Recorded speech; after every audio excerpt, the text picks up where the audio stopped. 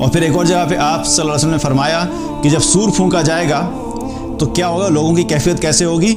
जो इस सूर की आवाज़ सुनेंगे तो आवाज़ सुनते ही उनकी गर्दन एक तरफ झुक जाएगी, गर्दन एक तरफ झुक जाएगी। जैसे इंसान खड़े खड़े बिल्कुल मर जाता है ना, या बैठे बैठे मर जाता है, तो क्या होता है, उसकी गर्दन झुक जाती है। तो फ़ौरन क्या होगा, गर्दनें झुक जाएंगी। जिसको वो आवाज़ पहुंचेगी वो सारे वहीं पे जो है वो झुक जाएंगी, उनकी गर्दनें, चाहे वो बैठा हुआ है, चाहे वो खड़ा हुआ है, चाहे वो बात कर रहा है, चाहे वो डीलिंग कर रहा है। बल्कि आप सल्लल्लाहु अलैहि वसल्लम ने यह भी फरमाया कि सबसे पहला इंसान जिसकी गर्दन झुकेगी वो शख्स होगा जो अपने ऊंटों के लिए हौज़ तैयार कर रहा होगा, और उस पर उस तक क़यामत की आवाज़ पहुंचे, सूर की आवाज़ पहुंचेगी, और वो क्या होगा कि उसकी गर्दन झुक जाएगी। और फिर जहाँ जहाँ तक ये आवाज़ पहुँचती चली जाएगी, सारे इंसानों की गर्दनें झुकती चली जाएंगी और वो ख़त्म होते चले जाएंगे। ये आवाज़ भी ऐसी ख़तरनाक आवाज़ होगी, ऐसी खौफनाक आवाज़ होगी कि जिससे कोई इंसान नहीं बच सकता। आज क्या होता है कि कहीं पे कोई ज़्यादा शोर हो तो उस शोर को बंद करने के लिए हम अपने घर ऐसे बनवाते हैं कि हमारी खिड़कियाँ जो है उसमें नॉइज़ प्रूफ होती हैं, या हमारे बहुत ज़्यादा कहीं पे शोर है तो कुछ ऐसे हेडसेट्स आते हैं जिनको कहते हैं कि नॉइज़ फ्री हेडसेट्स हैं। तो कोई भी टेक्नोलॉजी उस वक्त उस आवाज़ को ब्लॉक नहीं कर सकती। आरएफ रेडिएशंस जो होती हैं उनको ब्लॉक करने के लिए आज टेक्नोलॉजी इस हद तक पहुंच गई है कि उनके लिए जैमर्स बनाए गए हैं कि आरएफ रेडिएशंस को जैम कर दिया जाए ताकि आरएफ कम्युनिकेशन ना हो सके। लेकिन ये वो शदीद आवाज़ होगी, कोई टेक्नोलॉजी इस आवाज़ को ब्रेक नहीं कर सकेगी, कोई टेक्नोलॉजी इस आवाज़ को ब्लॉक नहीं कर सकेगी। हर इंसान इस आवाज़ को सुनेगा, हर इंसान इस आवाज़ को सुनेगा, चाहे वो दुनिया में जितना मर्जी बड़ा इंसान है, चाहे उसके पास जितने मर्जी बड़े एसेट्स हैं, चाहे उसके पास जो मर्जी वसाइल हैं, हर इंसान उस आवाज़ को सुनेगा। और सुनने के बाद जो आवाज़ सुनते चले जाएंगे इंसान, उनकी गर्दनें झुकती चली जाएंगी और वो जो है वो ख़त्म होते चले जाएंगे। तो हर इंसान क्या होगा, सूर की आवाज़ सुनेगा, और जब सुनेंगे सब तो सारे के सारे इंसान एक ही गो में क्या होगा, ख़त्म हो जाएंगे, ज़मीन बिल्कुल ख़त्म कर दी जाएगी। और फिर क़यामत के अंदर क्या होगा, अल्लाह सुब्हान ताला इन पहाड़ों को क्या होगा, उड़ा देगा। अल्लाह सुब्हान ताला सूरज को ख़त्म कर देगा, चांद को ख़त्म कर दिया जाएगा, ज़मीन को चटियल मैदान बना दिया जाएगा। और ये जो है जितने भी हमें चीज़ें नज़र आती हैं, बड़ी बड़ी बिल्डिंग्स, बड़े बड़े शानदार महल, बड़े बड़े कैसल्स, अल्लाह सुब्हान ताला सबको ख़त्म कर देगा।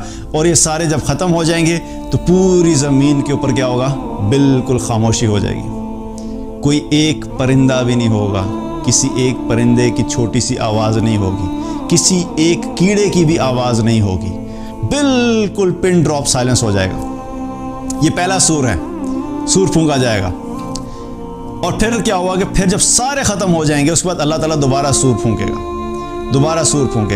उसके बारे में हदीस में आता है, अबू हुरैरा रज़ियल्लाहु अन्हु से पूछा गया तो उन्होंने फरमाया कि पहले सूर में और दूसरे सूर में जो फासला है वो 40 का है, वो 40 का है। तो लोगों ने पूछा कि क्या 40 दिन? तो उन्होंने फरमाया कि मैं नहीं जानता। उन्होंने कहा क्या 40 महीने? तो उन्होंने फरमाया मैं नहीं जानता। तो लोगों ने कहा क्या 40 साल? तो उन्होंने फरमाया मैं नहीं जानता। बहरहाल 40 का फिगर आता है।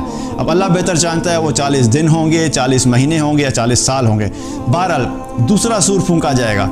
जब दूसरा सूर फूंका जाएगा तो सारे इंसान जो मरे थे वो दोबारा ज़िंदा होना शुरू हो जाएंगे। अल्लाह ताला बारिश भेजेगा और बारिश जहाँ जहाँ पड़ती चली जाएगी वो सारे इंसान जो मरे हुए हैं वो दोबारा ज़मीन से उगना शुरू होंगे, और इस तरीके से उगेंगे जिस तरीके से ज़मीन के ऊपर पानी गिरने से पौधे निकलते हैं। हदीस में आता है कि इस तरीके से लोग जो हैं वो दोबारा से उगना शुरू होंगे और ज़िंदा होना शुरू होंगे। और एक जगह पे ये भी आता है कि जितने भी इंसान होते हैं कि जब इंसान मरता है तो उसके सारे जिस्म जो ख़त्म हो जाता है, उसकी हड्डियाँ ख़त्म हो जाती हैं, लेकिन रीढ़ की हड्डी उसकी बाकी रहती है।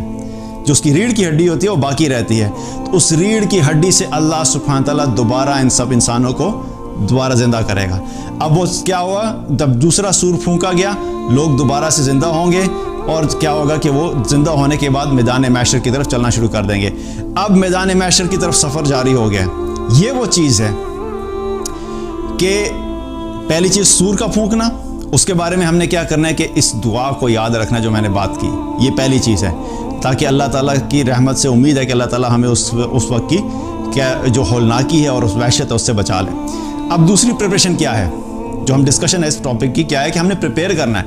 दूसरी प्रिपरेशन, अब हमारा सफ़र शुरू हो गया मैदान महशर की तरफ, लोग चलना शुरू हो गए हैं। अब उस वक्त क्या है कि जब ये सफ़र हो रहा होगा लोग जब वहाँ पे जा रहे होंगे, लोगों पे खौफ की कैफियत होगी, लोगों पे गम की कैफियत होगी, लोगों पे घबराहट की कैफियत होगी, और ऐसी कैफियत होगी कि उसके अंदर आप याद रखिए कि कोई आपकी हेल्प नहीं करेगा, कोई आपकी मदद नहीं करेगा। किसी से एक्सपेक्टेशन लेके मत जाना। दुनिया में क्या होता है कि कहीं पे भी कोई अगर डिज़ास्टर होता है, कोई हादसा पेश आता है, तो क्या होता है कि फ़ौरन कुछ लोग आगे पीछे से आते हैं और आपकी हेल्प आउट करते हैं। आप देखते हैं, अच्छा एक इंसान ज़ख्मी हुआ है तो क्या होगा, लोग बहुत से आएंगे, उसको मदद करेंगे, एम्बुलेंस को कॉल करेंगे और किसी तरीके से उसको हॉस्पिटल में पहुंचाएंगे, तो लोग हेल्प आउट करते हैं। लेकिन याद रखें कि क़यामत के दिन कोई किसी की हेल्प नहीं करेगा। You have to help yourself, you have to prepare yourself. आपको अपनी तैयारी खुद करके जानी है। सबसे अच्छा रिश्ता, सबसे ज़्यादा जो मजबूत रिश्ता है, जो किसी हाल में भी इंसान के काम आता है, वो कहता है, वो कौन सा है? माँ का रिश्ता। माँ अपने बच्चे से हर हाल में मोहब्बत भी करती है, चाहे बच्चा जैसा मर्जी हो, वो अपने बच्चे के बारे में बहुत सेंसिटिव होती है और पॉजिटिव भी होती है। और बाप भी अपने बच्चों को प्रोटेक्ट करने की कोशिश करता है। लेकिन ये वो दिन होगा कि जब क़यामत के दिन मैदान महशर की तरफ जब जा रहे होंगे, तो माँ अपने बच्चे के बारे में नहीं देखेगी कि मेरा बच्चा किधर है। उसको कोई फिक्र नहीं होगी कि मेरा बच्चा किधर है।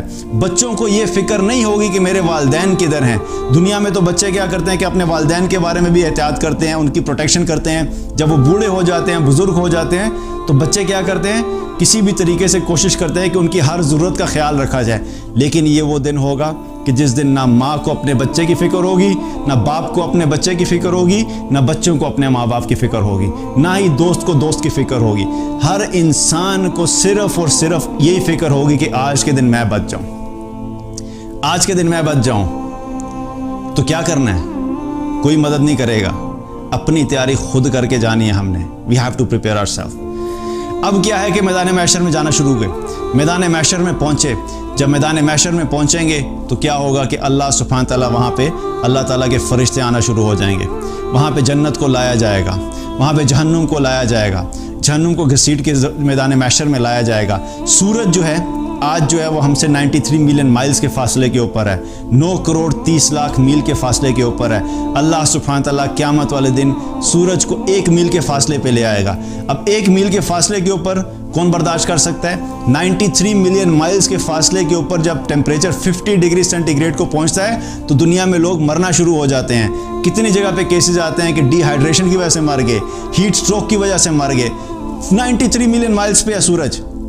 तो जब 1 मील के ऊपर आ जाएगा तो अपने इस जिस्म के साथ हम में किसी में सकत नहीं है कि हम उसको बर्दाश्त कर सकें। तो अब हमारी क्या रिक्वायरमेंट है? इस वक्त हमारी सबसे अहम ज़रूरत यह है कि कोई ऐसी सिचुएशन बन जाए कि हमें कोई साया मिल जाए, कोई साया मिल जाए। और याद रखिए कि वहाँ पे साया सिर्फ एक है, सिर्फ एक है। और वो साया क्या है? अल्लाह के अर्श का साया, अल्लाह के अर्श का साया। उसके अलावा कोई और साया यहाँ वहाँ पर मौजूद नहीं होगा। इसलिए हमें क्या करना है कि वहाँ पर जो अल्लाह के अर्श का साया है वो भी ऐसा नहीं है कि जब वहाँ पे पहुँचेंगे तो देखेंगे ओह गर्मी लग रही है, सूरज 1 मील के ऊपर आ गया है, तो ढूंढने भी साया किधर, साया किधर। अच्छा वो रहा अर्श का साया, चलो भी सर भागे भागे वहाँ पे चले जाएंगे। और वहाँ पे कुछ लोग अर्श के साये के नीचे खड़े हुए हैं और जाके उन्हें कहेंगे कि भाईजान थोड़ी सी जगह दे दें, हमें भी साया दे दें, आपको पता है बड़ी गर्मी हो रही है। दुनिया में ऐसे ही होता है ना, कहीं पे सिचुएशन है और आप पहुँचे और इवन अगर लोग ठुसे हुए भी हैं किसी जगह पे, फिर भी घुसा के हम कहीं ना कहीं एडजस्ट हो जाते हैं। लेकिन वहाँ पर क्या होगा? वहाँ पे ऐसा नहीं होगा कि वहाँ पे आप जाके अपनी मर्ज़ी से देखेंगे और आप साए उस अर्श के साए के नीचे जो है वो आपको जगह मिल जाएगी। उसकी बुकिंग, उस अर्श के साए के नीचे की बुकिंग अल्लाह ताला ने आज ओपन रखी हुई है। जिसने रिज़र्व करवानी है अपनी जगह वो आज रिज़र्व करवा सकता है। होटल्स होते हैं ना, होटल्स की ऑक्यूपेंसी होती है। अगर एक होटल है उसमें 300 रूम्स हैं, 300 रूम्स हैं, या इवन फ़्लाइट की भी आप बात कर लें तो फ़्लाइट की भी क्या होती है? बुकिंग होती है, एडवांस बुकिंग। आप जो है वो कुछ अर्सा पहले बुकिंग करते हैं तो आपको सीट मिल जाएगी। आप अगर बिल्कुल लास्ट मिनट पे जाके बुकिंग करें तो कई दफ़ा होता है कि सीट नहीं मिलती, कभी मिल भी जाती है लेकिन अक्सर क्या होता है, नहीं मिलती। तो पहले से बुकिंग करवानी होती है कि अच्छा मुझे ट्रैवल करना है तो मुझे पहले से बुकिंग करवानी है ताकि जब मैं जहाज़ में पहुँचूँ तो मेरी सीट वहाँ पर रिजर्व और मैं वहाँ पर जाके बैठ जाऊँ। इसी तरीके से अर्श के साए के नीचे भी जो बुकिंग करवानी है वो आज ही हमें करवानी है।